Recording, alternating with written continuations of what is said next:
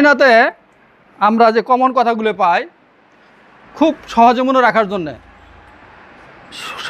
রাখার জন্য যে কথাগুলো যে শয়নে অনিদ্রা, কমন কয়েকটা কথা। শয়নে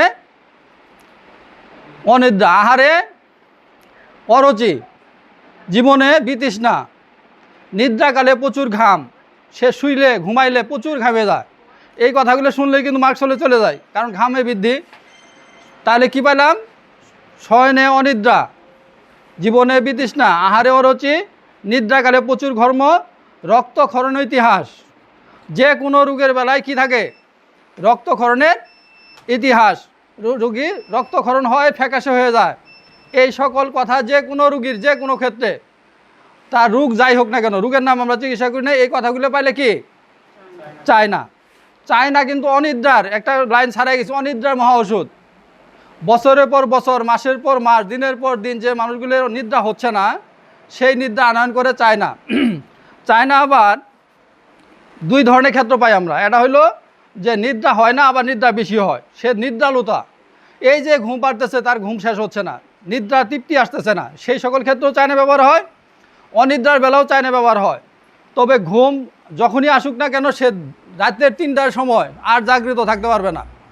যেত ভালো অনুষ্ঠানই হোক, বাদ্যযন্ত্রই বাজুক, যাই হোক না কেন, যদি রাতে 3টার সময়, 3টার সাথে সাথে তার এত ঘুম যে যেখানে আছে সেখানে পানি আর কি নাই, খের নাই, সে ঘুমায় পড়বো। আবার সকালে প্রত্যুষেই সে কি হয়? জাগ্রত হয়।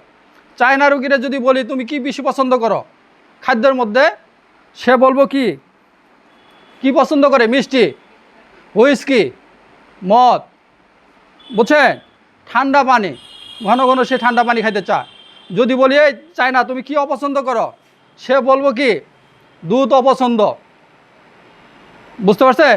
দুধ কি মিষ্টি পছন্দ, কিন্তু দুধ অপছন্দ। কফি অপছন্দ, কফি খাইলে তার রক্তচাপ শুরু হয়।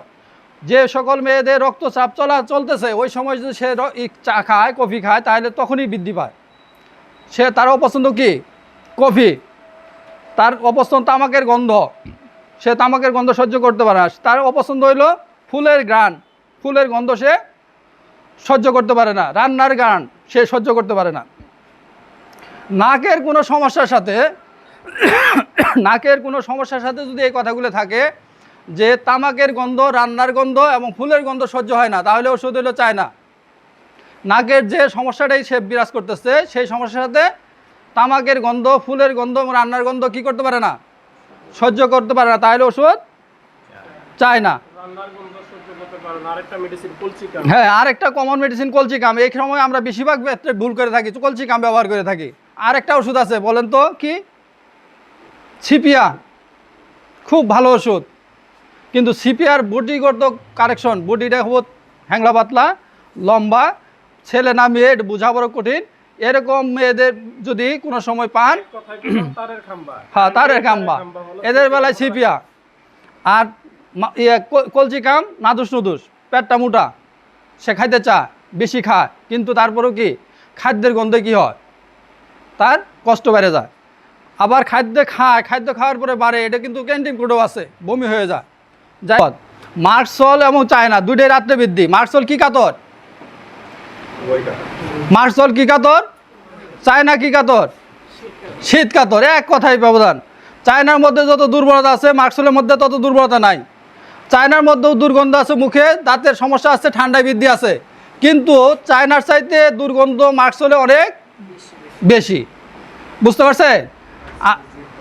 মার্কসলের জিহ্বা, এই যে শুনে, আর ভেরি ইম্পর্টেন্ট, এই জন্যে অভিজ্ঞ লোক, পুরাতন চাল কি হয়? ভাতে বাড়ে।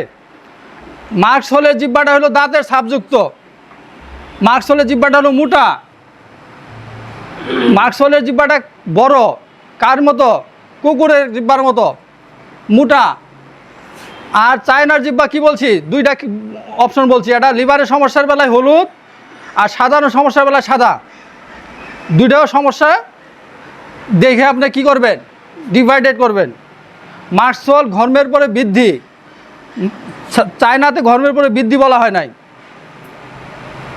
বুঝাতে পারছি? হ্যাঁ। এরপরে দেখেন, মার্কসলের চায়নার কি খাবার যেটা পছন্দ করে, মার্কসুলের খাবারের সাথে মিল নাই। চায়নাকে যদি বলেন এক কথায় কি বেশি পছন্দ, সে বলবো টক বেশি পছন্দ। বুঝতে পারছে?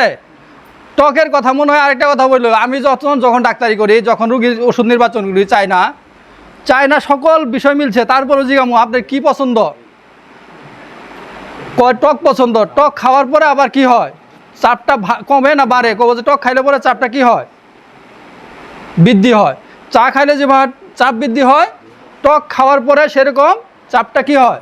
এটা শুধু একক বেলায়, কি রক্তচাপের বেলায়।